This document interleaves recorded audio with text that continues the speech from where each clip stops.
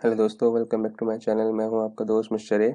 इस EPF playlist के topic 8 video में आज हम बात करने वाले हैं PF full and final settlement process के बारे में कि कैसे हम फॉर्म 19 भर के पीएफ के सारे पैसे निकाल सकते हैं। तो चलिए स्टार्ट करते हैं।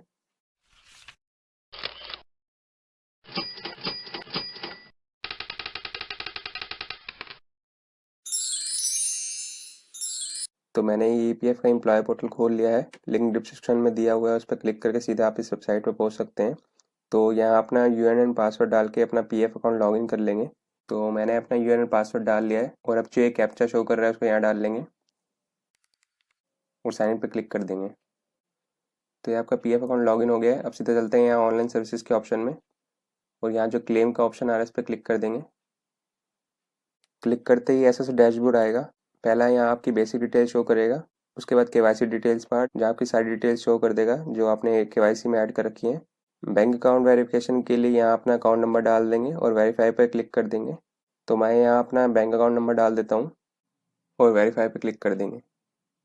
क्लिक करते ही यहाँ एक अंडरटेकिंग मांगा जिसमें हमें डिक्लेयर करना है कि हमने बैंक डिटेल चेक कर ली है और हमें पता है कि ईपीएफओ इसी बैंक अकाउंट में पीएफ के पैसे ट्रांसफ़र करेगा। तो यस पर क्लिक कर देंगे। देखिए यहाँ ग्रीन टिक हो जाएगा, यानी आपकी बैंक डिटेल वेरीफाई हो चुकी हैं। उसके बाद यहाँ आपकी सर्विसेज डिटेल शो करेगा कि आपने कहाँ कहाँ काम किया है। तो इसको एक बार देख लीजिएगा और उसके बाद प्रोसीड फॉर ऑनलाइन क्लेम पर क्लिक कर देंगे। क्लिक करते ही फॉर्म टाइप सेलेक्ट करने का पेज आ जाएगा जो कि हमें यहाँ से सिलेक्ट करना है। फॉर्म टाइप सेलेक्ट करने से पहले यहाँ ऊपर अपनी बेसिक डिटेल चेक कर लीजिएगा, जैसे कि mobile number, UN, name, PAN, date of joining and date of leaving. उसके बाद यहाँ से फॉर्म टाइप सेलेक्ट कर लेंगे। तो यहाँ 3 ऑप्शन आ रहे हैं जिसमें हमें फॉर्म 19 को सिलेक्ट करना है जो कि पीएफ के फुल एंड फाइनल सेटलमेंट के लिए फिल किया जाता है। इस फॉर्म को सिलेक्ट करने से पहले एक चीज़ बताना चाहूँगा कि आप इस फॉर्म को कुछ कंडीशन में ही फिल कर सकते हैं, जैसे कि या तो आपकी रिटायरमेंट एज हो गई हो, यानी 58 ईयर्स कंप्लीट हो गए हो, आप 2 महीने से ज़्यादा अनएम्प्लॉयड रहे हो, और या फिर आप ऐसी ऑर्गेनाइजेशन में काम कर रहे हैं जो कि ईपीएफओ के अंडर कवर नहीं होती, या कहें जहाँ आपका पीएफ नहीं कटता हो। तो जिन्होंने मेरी लास्ट वीडियो ने देखी है, इस चैनल पर नए हैं, उनको मैं बताना चाहूँगा कि मैंने इस ईपीएफ की प्लेलिस्ट के टॉपिक 7 वीडियो में यहाँ तक के प्रोसेस को थोड़ा डिटेल में बताया था और इन तीनों फॉर्म का क्या क्या रोल है पीएफ की पासबुक दिखाकर उसको भी समझाया था। तो जिन्होंने लास्ट वीडियो नहीं देखी वो इस वीडियो को देखने के बाद देख सकते हैं। वीडियो लिंक डिस्क्रिप्शन में दिया हुआ है। तो यहाँ फॉर्म 19 सेलेक्ट कर लेते हैं।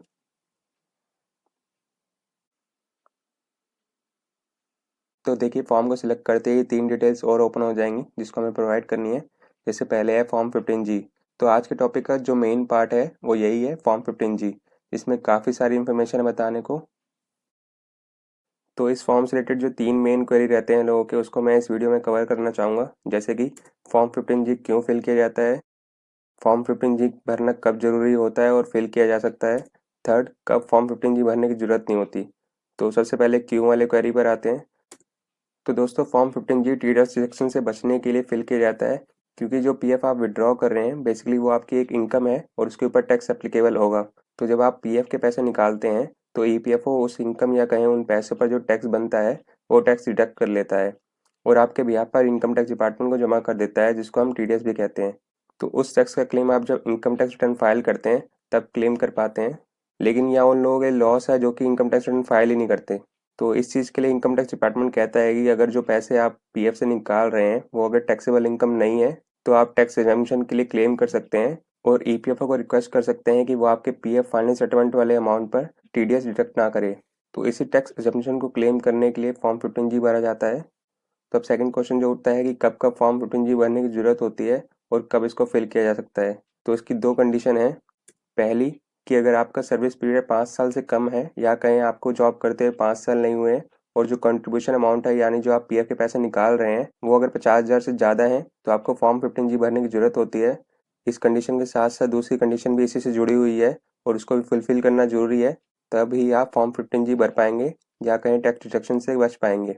जैसे कि जिस साल आप पीएफ क्लेम कर रहे हैं उस फाइनेंशियल ईयर, यानी अगर फरवरी 2021 में क्लेम कर रहे हैं तो फाइनेंशियल ईयर 2020-21 में जो आपकी टोटल इनकम है वो 2.5 लाख से ऊपर नहीं जानी चाहिए।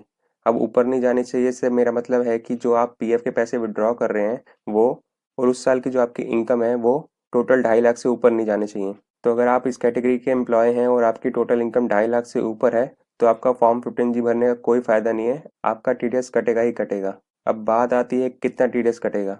तो टीडीएस 2 रेट से कटता है। पहला, अगर आपने अपना पैन पीएफ अकाउंट में ऐड कर रखा है तो सिर्फ 10% टीडीएस कटेगा। और दूसरा, अगर पैन नहीं ऐड कर रखा तो 34.6% टीडीएस कटेगा। तो मैं आपको सजेस्ट करूंगा कि फॉर्म 19 भरने से पहले अपना पैन पीएफ अकाउंट में ऐड करना ना भूलिएगा। और अगर आपने नहीं ऐड कर रखा होगा तो ईपीएफओ भी आपको एक ऐसा सा पॉपअप देगा कि अगर पैन अवेलेबल नहीं होगा तो हाईएस्ट रेट 34.6% के हिसाब से टीडीएस कटेगा। अब थर्ड क्वेश्चन पर आते हैं कि किस किस कंडीशन में फॉर्म 15G प्रोवाइड करने की जरूरत नहीं होती। तो दो केसेस हैं जब आपको फॉर्म 15G भरने की जरूरत नहीं होती। पहला केस, अगर आपका सर्विस पीरियड यानी आपको जॉब करते हुए अगर 5 साल से ऊपर हो गए हैं तो आपको फॉर्म 15G फिल करने की जरूरत नहीं होती। कितना भी क्लेम अमाउंट हो आपका टीडीएस नहीं कटेगा। दूसरा, अगर आपका पीएफ अमाउंट जो कि आप विड्रॉ कर रहे हैं वो अगर 50,000 से कम है तब भी आपको फॉर्म 15G भरने की जरूरत नहीं होती। तो ये दो कंडीशन है जिस कंडीशन में आपको फॉर्म 15G भरने की जरूरत नहीं है। अगर आप इस कैटेगरी के एम्प्लॉय हैं तो आपका पीएफ अमाउंट पूरा आपके अकाउंट में क्रेडिट हो जाएगा विदाउट टीडीएस डिडक्शन के। तो अब सीधा चलते हैं फॉर्म 15G पर और देखते हैं कि कैसे सा दिखता है फॉर्म 15G और कैसे भरते हैं इसको। तो ऐसा सा दिखता है फॉर्म 15G। इसके दो पार्ट हैं, पार्ट 1 एंड पार्ट 2। हमें सिर्फ पार्ट 1 भरना होता है। सबसे पहले यहाँ फर्स्ट नंबर पर अपना नाम लिख देंगे, सेकंड नंबर पे अपना पैन लिख देंगे, थर्ड नंबर स्टेटस पार्ट में इंडिविजुअल लिख देंगे, फोर्थ प्रीवियस ईयर। तो जिस फाइनेंशियल ईयर में आप पीएफ क्लेम कर रहे हैं वो ईयर यहाँ लिख देंगे। जैसे अगर फरवरी 2021 में क्लेम कर रहे हैं तो 2020-21 लिख देंगे। फिफ्थ, रेसिडेंशियल स्टेटस, इसमें रेसिडेंट लिख देंगे अगर रेसिडेंट है तो, नॉन रेसिडेंट लिख देंगे अगर नॉन रेसिडेंट है तो। 6 से 12 पॉइंट नंबर में आपको अपना पूरा एड्रेस प्रोवाइड करना है, flat number, road, area, district, state, सब कुछ। 13 में आप अपनी ईमेल आईडी लिख देंगे। 14 में अगर टेलीफोन नंबर है तो वो लिख देंगे, नहीं तो मोबाइल नंबर तो लिख ही देंगे। 15 पॉइंट में अगर आप इनकम टैक्स रिटर्न फाइल करते हैं तो येस पर टिक कर देंगे और लास्ट कौन से असेसमेंट ईयर के लिए रिटर्न फाइल करी थी वो यहाँ लिख देंगे, और अगर नहीं करते तो नो सेलेक्ट कर देंगे। 16 पॉइंट में जितना पीएफ अमाउंट निकाल रहे हैं वो लिख देंगे। 17 point, estimated total income of previous year, यहाँ पीएफ वाले अमाउंट को मिलाकर उस साल की जो आपकी टोटल इनकम बनेगी वो यहाँ लिख देंगे। जैसे मान लेते हैं 1 लाख आप पीएफ से क्लेम कर रहे हैं और 1.5 लाख आपकी इनकम है तो आपकी टोटल इनकम 2.5 लाख हो जाएगी, जो कि आप यहाँ लिख देंगे। 18 पॉइंट में हमने अभी तक उस साल में यानी जिस साल हम पीएफ क्लेम कर रहे हैं उसमें कितने फॉर्म 15G भरे हैं उसकी क्वांटिटी यहाँ लिखनी है। जैसे अगर बैंक वगैरह में कहीं दिया है इंटरेस्ट पर टीडीएस डिडक्शन से बचने के लिए तो उन सब फॉर्म की क्वांटिटी को जोड़कर यहाँ लिख देंगे और एग्रीगेट अमाउंट में टोटल अमाउंट लिख देंगे जितने अमाउंट पर टीडीएस से बचने के लिए फिल किया है फॉर्म 15G। अगर 50,000 बैंक इंटरेस्ट अमाउंट पर टीडीएस डिडक्शन से बचने के लिए फॉर्म 15G फिल किया है तो 50,000 यहाँ लिख देंगे। 19 पॉइंट में ये वाला फॉर्म किस इनकम पर टीडीएस डिडक्शन से बचने के लिए फिल कर रहे हैं उसकी डिटेल्स आ जाएंगी। जैसे सीरियल नंबर में 1 लिख देंगे, आइडेंटिफिकेशन नंबर में अपना यूएन लिख देंगे, नेचर ऑफ इनकम में पीएफ लिख देंगे, सेक्शन वाले पार्ट में 192A लिख देंगे क्योंकि TDS on PF income 192A के अंडर कवर होता है। अमाउंट ऑफ इनकम में जो 16 पॉइंट में डाला था वही यहाँ लिख देंगे, यानी कितना पीएफ अमाउंट निकाल रहे हैं। तो ये आपका फॉर्म फिल हो गया है, यहाँ अपने सिग्नेचर कर देंगे और यहाँ नीचे डिक्लेरेशन दे देंगे। डिक्लेयर करने से पहले एक बार पढ़ लीजिएगा।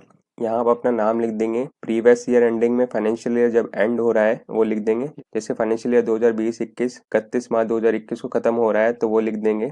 असेसमेंट ईयर में 2021-22 लिख देंगे और नीचे भी सेम डेट्स आ जाएंगी। ईयर एंडिंग में 31 मार्च 2021 लिख देंगे और असेसमेंट ईयर में 2021-22 लिख देंगे। यहाँ अपना प्लेस और यहाँ डेट लिख देंगे, यहाँ एक और सिग्नेचर कर देंगे। तो ये आपका फॉर्म 15G फिल हो गया है। तो अब चलते हैं अपने पीएफ पोर्टल पर वापस। तो यहाँ अपलोड 15G पार्ट में जो हम फॉर्म 15G भरेंगे उसको स्कैन करके यहाँ अपलोड कर देंगे। ध्यान रखिएगा स्कैन कॉपी का जो साइज़ है वो 1 MB से ऊपर नहीं होना चाहिए। तो मैंने फिल करके फॉर्म 15G रख रखा है तो उसको यहाँ अपलोड कर लेता हूँ।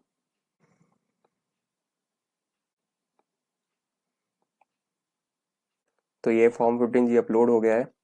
उसके बाद यहाँ अपना एड्रेस डाल देंगे। तो मैं यहाँ अपना एड्रेस डाल देता हूँ। तो मैंने अपना एड्रेस डाल दिया है। उसके बाद यहाँ कैंसिल चेक या पासबुक की स्कैन कॉपी अपलोड कर देंगे।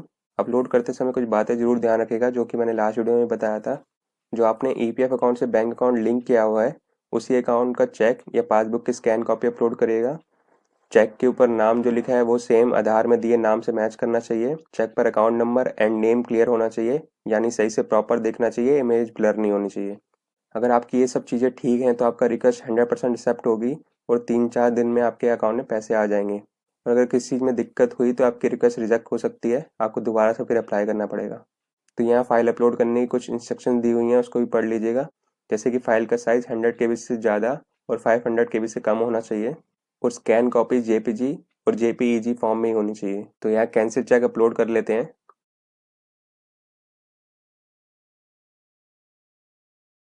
और ये जो व्यू का ऑप्शन आ रहा है उस पर क्लिक करके देख लेंगे कि सब ठीक से दिख रहा है कि नहीं। तो अकाउंट नंबर, नेम और IFSC सब विजुअल है और ठीक है, तो यहाँ से क्लोज कर देते हैं। उसके बाद यहाँ टिक करके डिक्लेयर कर देंगे कि आपने सब डिटेल चेक कर लिया है और प्लीज़ यूएनओ पोर्टल में एडिट बैंक अकाउंट में पेमेंट करें।